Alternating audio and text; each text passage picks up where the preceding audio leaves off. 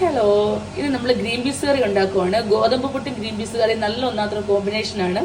അപ്പോൾ ഇത് തുടക്കക്കാർക്ക് വേണ്ടിയിട്ടുള്ള വീഡിയോ ആണ് കേട്ടോ. ഗ്രീൻ പീസ് കറി ഉണ്ടാക്കാൻ അറിയാൻ പാടില്ലാത്തവർക്ക് വേണ്ടി മാത്രം. എനിക്ക് കാര്യമായിട്ട് ഉണ്ടാക്കാനൊന്നും അറിയത്തില്ല, അതുകൊണ്ട്. ഇത് ഇന്നലെ രാത്രിയിൽ കുതിർത്തിട്ടേക്കുന്ന ഗ്രീൻ പീസ് ആണ്. ഇത് നന്നായിട്ട് ഒന്നുകൂടെ കഴുകിയിട്ട് കുക്കറിലിട്ട് ചീറ്റടിപ്പിക്കുക. അതാണ് ഫസ്റ്റ് സ്റ്റെപ്പ്. തലേന്ന് രാത്രി നമ്മൾ വെള്ളത്തിലിട്ട് നന്നായിട്ട് കുതിർത്ത് വൃത്തിയാക്കി കഴുകിയ ശേഷം കുതിർത്ത ഗ്രീൻ പീസ് നമ്മളൊരു കുക്കറിലേക്ക് മാറ്റുവാണ്. എന്നിട്ട് നമുക്ക് ആവശ്യമുള്ള മഞ്ഞപ്പൊടിയും ഉപ്പും അതിനകത്തോട്ടിട്ട് കൊടുക്കണം. ഇതിലേക്ക് ഇച്ചിരി മഞ്ഞപ്പൊടി ഇടാൻ പോവാണ്. ആവശ്യത്തിന് മഞ്ഞപ്പൊടി, പ്രത്യേകിച്ച് അളവൊന്നുമില്ല, നിങ്ങൾക്ക് ഇഷ്ടമുള്ള പോലെ ഇടാം. ഒത്തിരി കൂടരുത്, നമുക്കൊരു കോമൺ സെൻസ് ഉണ്ടല്ലോ. ഉപ്പും. അപ്പോൾ ഇത്ര ഇടുക. ഇത് ആക്ച്വലി ബാച്ചിലേഴ്സിനൊക്കെ ഇഷ്ടമുള്ളതാണ് കേട്ടോ. ഇനി നമ്മൾ അതിനുശേഷം ഗ്യാസ് ഓൺ ആക്കുക. കുക്കർ അടച്ചിട്ടില്ല, ഗ്യാസ് കത്തിയില്ല.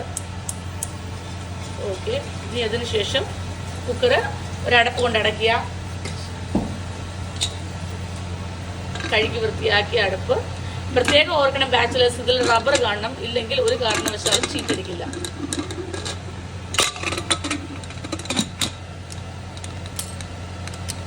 പിന്നെ വീഡിയോ UK ആയതുകൊണ്ട് ഇത് ഞെക്കിയാൽ മതി. ഈ ഗ്യാസ് നമ്മുടെ പോലെ സിലിണ്ടർ ലൈറ്റർ വെച്ച് കത്തിക്കുക അതൊന്നുമില്ല. ഞെക്കിയിട്ടൊന്ന് ട്വിസ്റ്റ് ചെയ്ത് കഴിഞ്ഞാൽ അപ്പം തന്നെ ഓൺ ആയിക്കോളും കേട്ടോ. അപ്പം ഇനി ഇത് വിസിലടിക്കുക. കറിയോടൊപ്പം തന്നെ നമ്മൾ കഴിക്കാൻ വേണ്ടിയിട്ട് ഗോതമ്പ് പുട്ട് കുഴച്ച് വെച്ച് അത് പുട്ടുകൊടുത്തിനകത്തിട്ട് ആവി വരുന്നുണ്ട്. എന്നിട്ട് നിങ്ങൾക്ക് വീഡിയോയ്ക്കകത്ത് കാണാം. അപ്പം നമ്മുടെ കുക്കറിന് ചീറ്റടിക്കുവാണ് ഗ്രീൻ പീസിന്.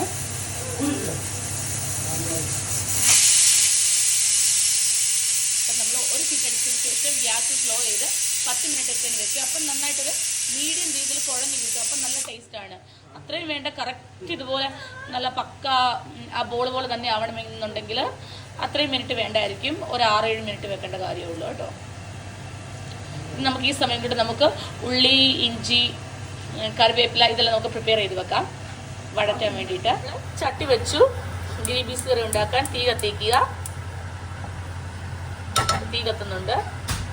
പാൻ ചൂടായതിനു ശേഷം അതിലേക്ക്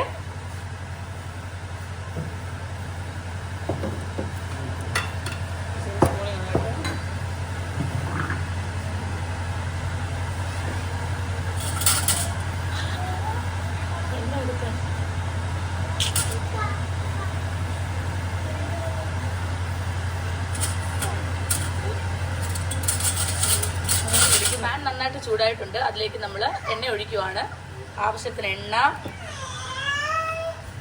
അതിനിടയിൽ നല്ല ഗോതമ്പ് പുട്ടായിട്ടുണ്ട് കേട്ടോ.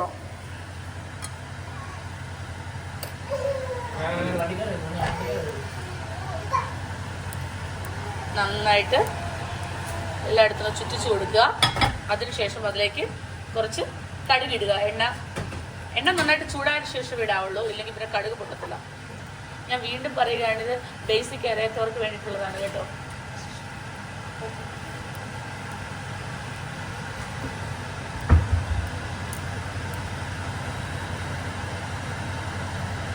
എണ്ണ ചൂടായെന്ന് വിശ്വസിച്ചുകൊണ്ട് കടുകിടുകയാണ്.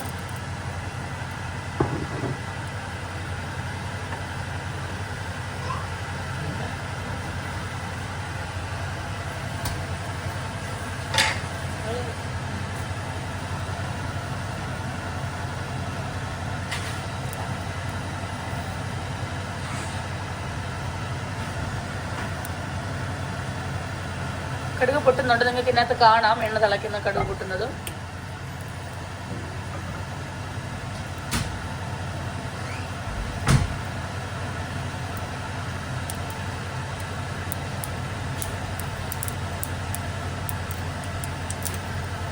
അങ്ങനെ കടുക് പൊട്ടി. ഇനി നമ്മൾ അരിഞ്ഞു വെച്ചേക്കുന്ന സവോള ഇതിലേക്കിടുക. ഞാൻ സവോളയും വെളുത്തുള്ളിയും പച്ചമുളകും എല്ലാം ഒരുമിച്ചായിരുന്നു കേട്ടോ, കാരണം എനിക്ക് അത്ര ഒരു ക്ഷമയില്ല. പ്രൊഫഷണൽസ് ആണെങ്കിൽ അല്ലെങ്കിൽ പാചകം ഇഷ്ടമുള്ളവരാണെങ്കിൽ എല്ലാം 1 by 1 ആയിട്ടിത്.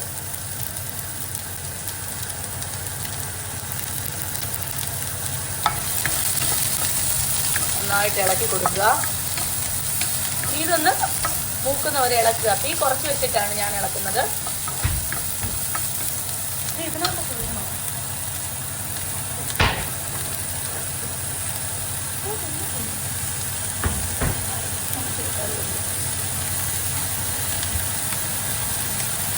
ഇതിലേക്ക് ഇച്ചിരി ഉപ്പ് ഇട്ട് കൊടുക്കുക, ആവശ്യത്തിന് ഉപ്പ്. ആവശ്യത്തിന് ഉപ്പിട്ട് കൊടുക്കുക. ഉപ്പിട്ട് കഴിഞ്ഞിട്ടുണ്ടെങ്കിൽ പെട്ടെന്ന് തന്നെ ഉള്ളി കരിയാൻ തുടങ്ങും. അതുകൊണ്ട് നന്നായിട്ട് ഇളക്കുക. കറിക്ക് ടേസ്റ്റ് കൂടാൻ വേണ്ടിയിട്ട് നന്നായിട്ട് എണ്ണ ഒഴിക്കാം. പക്ഷേ എനിക്കത്ര ആവശ്യമില്ല, അതുകൊണ്ടാണ് ഞാൻ ചെറിയ എണ്ണ ഒഴിക്കാറുള്ളൂ. കണ്ടോ, ശരിക്കും ഉള്ളി വെള്ളം മാത്രം, ഒന്നും എണ്ണ ഇല്ല ഇതിൻ്റെ അകത്ത്.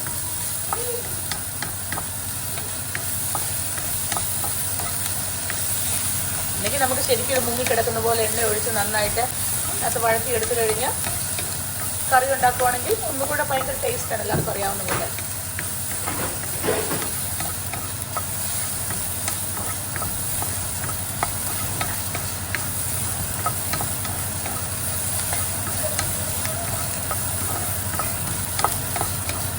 നല്ല അത് ബ്രൗൺ കളറായി വരുന്നുണ്ട്.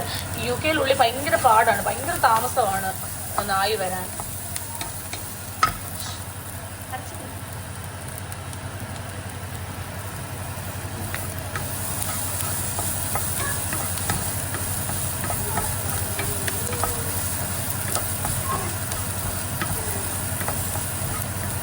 നന്നായിട്ട് ഇളക്കി കൂട്ടുക.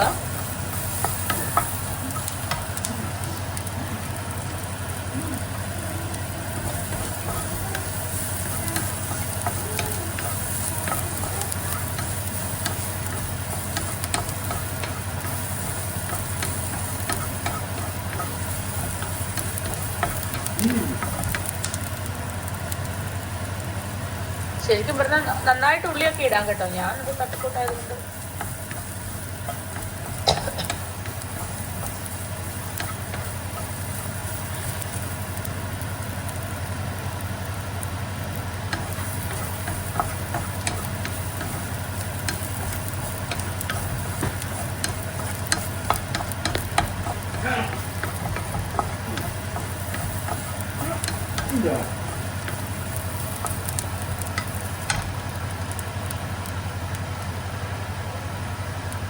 ഓക്കെ, അത്യാവശ്യം ആയിട്ടുണ്ട്. ഇനി അതിലേക്ക് ഞാൻ മുളക് പൊടി ഇടുന്നില്ല, ഗ്രീൻ പീസ് കറിക്ക് ആയതുകൊണ്ട് നമുക്ക് പച്ചമുളക് ഇട്ടിട്ടുണ്ട്, ഇല്ലെങ്കിൽ നമുക്ക് ആ പച്ച കളർ കിട്ടത്തില്ല. നേരത്തെ ഓൾറെഡി നമ്മൾ ഗ്രീൻ പീസ് വേവിക്കാൻ മഞ്ഞൾപ്പൊടി ഇട്ടു, അതുകൊണ്ട് ഇതിലേക്ക് ആവശ്യമായ മഞ്ഞൾപ്പൊടി മാത്രം ഇടുക.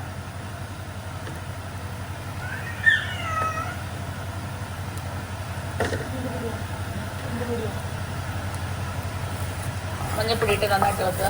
മല്ലിപ്പൊടി വേണം.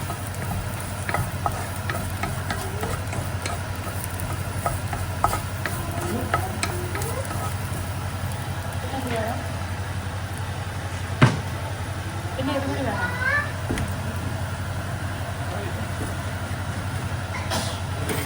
കുറച്ച് മല്ലിപ്പൊടി ഇടുക. അവനവൻ്റെ ടേസ്റ്റ് അനുസരിച്ച് അവനവൻ്റെ ഒരു കണക്കിന് ഇച്ചിരിയല്ലേ ഉള്ളൂ, ഇപ്പോൾ ഇച്ചിരി ഇട്ടാൽ മതി.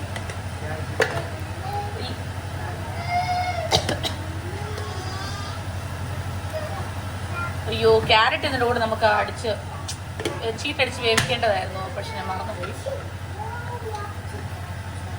ക്യാരറ്റും കൂടി ഇടുവാണെങ്കിൽ കുറച്ചും കൂടി ടേസ്റ്റ് ഉണ്ടായേനെ.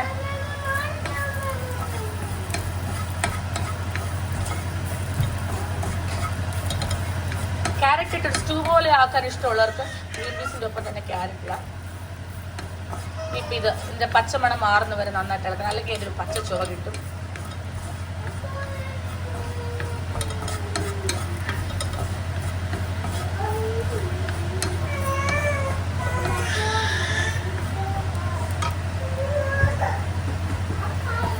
ചെറുതായിട്ടൊന്ന് കൂട്ടി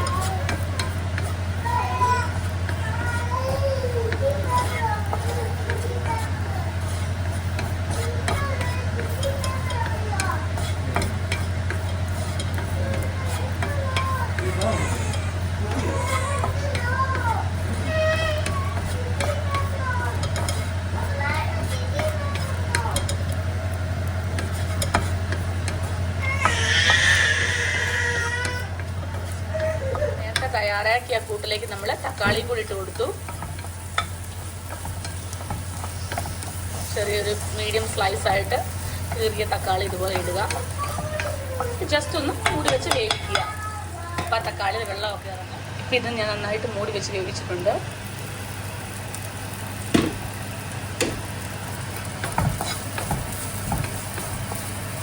തക്കാളി ഉടഞ്ഞിട്ടൊന്നുമില്ല, പക്ഷെ കുഴപ്പമില്ല, ആയിക്കോളും. ജസ്റ്റ് ഒന്നുകൂടെ മൂടി വെക്കുക. അതിനുശേഷം കുക്കർ തുറക്കുക.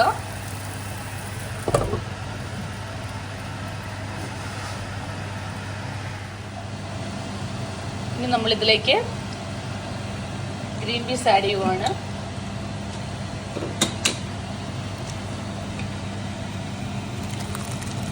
വെള്ളം ഉൾപ്പെടെ ആഡ് ചെയ്യുവാണ്.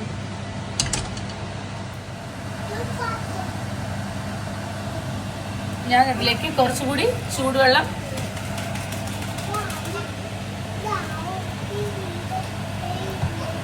ആഡ് ചെയ്തിട്ടുണ്ട്. എന്നാലും നല്ല ചാറുണ്ടാവത്തുള്ളൂ. ഇതിലേക്ക് നമുക്ക് തേങ്ങാപ്പാല്, അതിലേക്ക് ഒരു മിക്സിലേക്ക് കുറച്ച് തേങ്ങയിട്ട് അതിലേക്ക് കുറച്ച് മഞ്ഞൾപ്പൊടിയും ഉപ്പും പിന്നെ ഇച്ചിരി മസാലകളെല്ലാം കൂടെ പൊടിച്ചതും കൂടി ഇട്ടിട്ട് നന്നായിട്ട് അരച്ചെടുക്കുക. പേസ്റ്റ് രീതിയിലാണ് കൊണ്ടിരിക്കുന്ന ഗ്രീൻ പീസ് കറിയിലേക്ക് നമ്മൾ ചൂടുവെള്ളം ഒഴിക്കുവാണ്. തേങ്ങാപ്പാൽ ഒഴിക്കുവാണ്.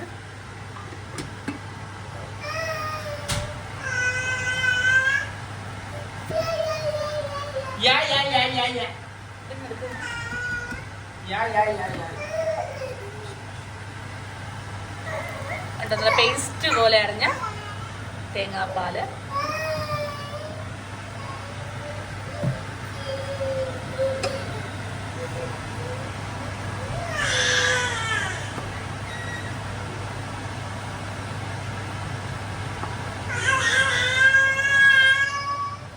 അപ്പൊ ഇത്രയേ ഉള്ളൂ. ഇനി അത് നന്നായിട്ടൊന്ന് തിളക്കുക. വേണമെങ്കിൽ ജസ്റ്റ് ഒന്ന് മൂടി വെച്ച് തിളപ്പിക്കാം, അത്രേ ഉള്ളൂ.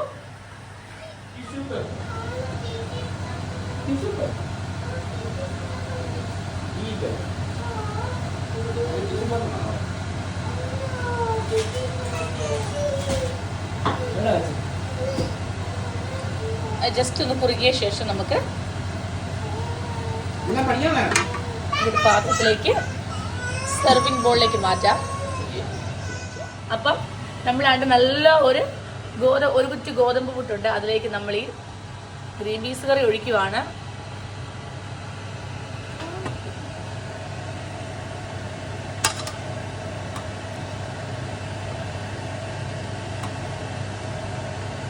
കഴിച്ചു നോക്കിയിട്ട് ഞാൻ എങ്ങനെ ഉണ്ടെന്ന് പറയുന്നത്, കാരണം ഞാൻ എന്നെ തന്നെ പൊക്കുന്ന പോലെ ആയിരിക്കും. നിങ്ങൾ ട്രൈ ചെയ്ത് നോക്കിയിട്ട് പറഞ്ഞാൽ മതി. അപ്പം ഇങ്ങനെയാണ് നമ്മുടെ ഗോതമ്പ് പുട്ടും ഗ്രീൻ പീസ് കറിയും.